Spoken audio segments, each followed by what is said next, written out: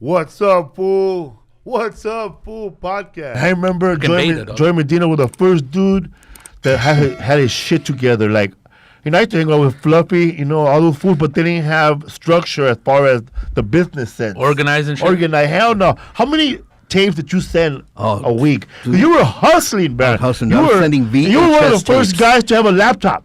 Yeah. No, it's true. I remember I bought it right when I moved to LA, so it was 100 fucking years ago. But I used to have I used to have empty cassettes, VHS cassettes. Then I used to have the boxes to mail them in because they were certain shape. And then I would have this machine that would just put the one video onto the other Dub one. 'em? Yeah, dub them really quick, and I would do that. And then I would always have like a personal message on the beginning of before I do the stand up. I had one where I jumped off. Remember that? I jumped off. What? Don't be laughing at fool. I jumped. funny, dude. I jumped off. I only did it once. That's my the whole opening life. of the. Yeah, the opening of the thing was me on a big tower with a bungee cord around me and going, look, if I could take a chance on this bungee cord, you could take a chance on me and book me. Hey, dude. That shit worked. That shit worked. He used to break it through walls, eh? Shut up, fool. Dude, yeah, it was I'm gonna fun. break it through comedy. I used to do all kinds of crazy shit like that. Then I would have stuff. I would have me do like doing karaoke, but dress. It was you know those videos things you would go in like with a friend at like Six Barbizon. Flags. Yeah, and you would dress up like a character, and then you would sing a Do a song. video. The video, yeah. I would put that on there. Like a road behind yeah, you, like I like, always had a continuously? production. I had a production because I want. Yes, fool, dog. Yeah. I figured I want these people to like be entertained. You know what I mean? And now I'm too fucking lazy to even pick up the phone to get a booking. But yeah, I used to do all that shit when I first started. What was the wildest thing you did? Like, because I remember you would send the tapes, but you would send them Joey, to everybody. Yeah. You had like a list, like. Yeah, but there was a book. You were living at the post office. Yeah. Back in the day, there was a book. There was a because We talked about it with Dante. Well, yeah, about the book. The booking national listings? stand-up. Yeah, I don't know what it was. I was fine, but it was a book where all the clubs were on there, all the bookers' names, everything, because there was no internet. And back USO then. too. Yeah, the there was tours? there was Colleges, no internet. Yeah, colleges, NACA. everybody. And the thing is, because it was a book and it came out once a year or whatever, sometimes those people weren't there anymore. So you had to be careful, you know, and all that stuff, because it wasn't like the internet. You can go right now, find out who books where. Right. It was a fucking book. And if you bought that book was like the Bible for It comedy, was man. expensive. Yeah, and it was expensive, Oh, too. more than $200. Yeah, because that's the one that like supposedly D. Middletown was selling for $3 or whatever back in the day or something. Probably, yeah. And D. Dante, Middletown was a hustler, man. He knew how to do it. That book was called the National Comedy. It was official Entertainment then. Book. It was official. Yeah. So it was no bullshit. And it had like if you know, like it had like the bookers for the improv. They'll tell you what number to call and who booked it. Okay. And it, like I think it was, and then the improv. Cause I know one of the name was Jeff Jenna on one of them. Yeah, that's right. He was a big the, booker back then. You know, Irvine Improv. I did the open mic with that fool. And a couple of Bob Zaney gigs were in wow. there, and And then they had agents man. too. They had Agents. agents, they had management companies, they had production companies, they had anything in show business that hired talent. They had that there. Publicists, they had all that shit. Wow, dude. Man, I wish I could use that book right now. I think you can find it on the internet now. Yeah, now it's just go on the internet. The only tape I ever sent to, I sent a VHS of me with an 8x10, and I don't know who helped me write my bio, probably Joey. And I put it all together, and I sent them to Abrams in New York. Oh, yeah. I sent it to them. They sent it back. They didn't even look at it? No, they sent it with a letter and said, we went over it, you know, here's something we're not looking for right now, but they sent me a They letter. responded? I sent one to the Ice House, too. Yeah. And Talene, whatever her name was. Eileen, I think it was. She told me like this. We don't, you know, you're not ready to be headlining, you know. And she also said that, you know, there's too much competition for the feature spots, and we have our own openers. So that was it, dude. X'd out. Yeah, I got that same letter, dude. Got that same letter. I even sent a video and a letter to Saturday Night Live, dude. Dear Lorne. Yeah, I did. I know. And of course, I never got no response back. But You were dressed like the Bumblebee, bro. I don't know. I think I did sketches. I don't The remember what insurance I guy. did, but I'm like, I'll do whatever. Because you never knew, man. It was taking a chance. Ah, fuck yeah. I'm talking about Joey Medina was his hustle, bro. Motherfucker never gave up. And what's up with that drive? Where'd you get it from? Boxing and shit or being a cop or what the fuck? No, I think being boxing, yeah, because it's just that every day I would wake up and go, okay, I got to do something else. I got to do something else. I got to do something else. And I still do it to this day, but I do it, I think, smarter, and I do it less. Because before I was just throwing shit out everywhere, just see whatever hits, whatever lands. But now you got to be more precise because there's so much shit out there. There's so many comics out there. or so-called comics out there.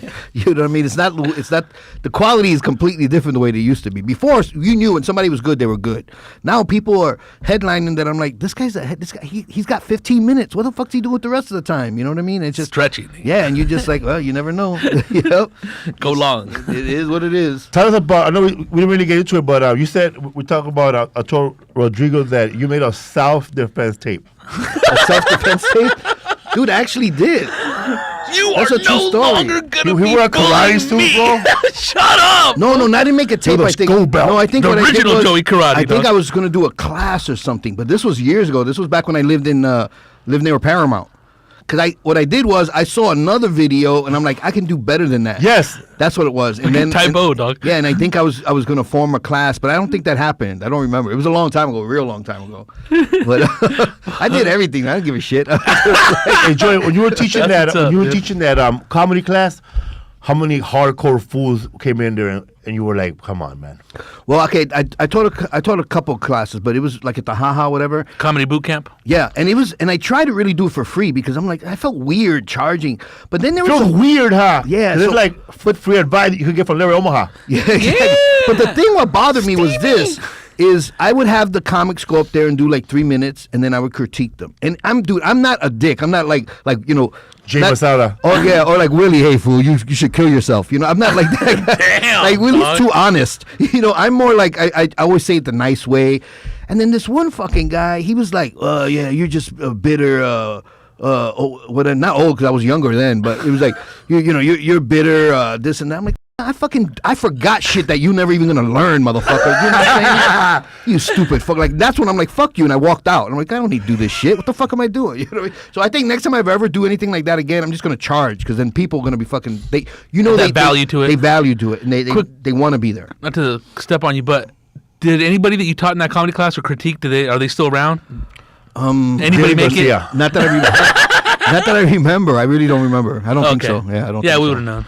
I tell you right now, man. When I walked into the Greg Dean comedy class. Yeah. I haven't seen anybody in that class. That was only one day, but everybody that was there for the third class was walking around like they're like big time, bro.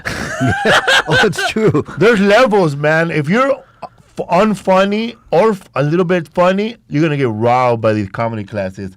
Because, break you down. There's a first one to teach you the basic comedy writing. That's all you need. Right. How to write jokes. Because if you can't, because you'll think about something funny and you know how to structure it as a joke.